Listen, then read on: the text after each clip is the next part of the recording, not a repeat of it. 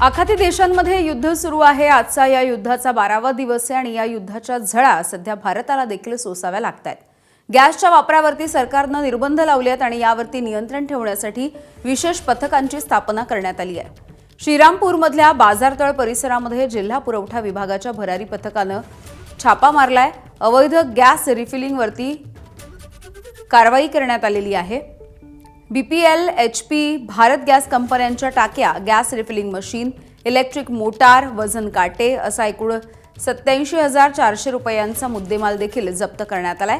अवैध gas refilling करणाऱ्या शोएब दादा मिया शेख याच्या विरोधात गुन्हा देखील दाखल झालाय। पुरवठा विभागाच्या भरारी पथकाने काल रोजी श्रीरामपूर शहरामध्ये छापा टाकला।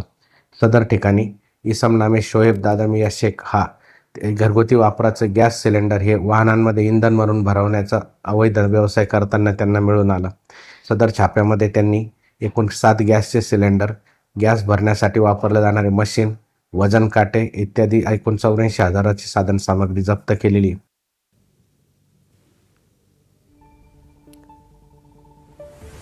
त्यामुळे अनेक ठिकाणी खरं तर व्यावसायिक गॅसची टंचाई भासताना दिसते आहे।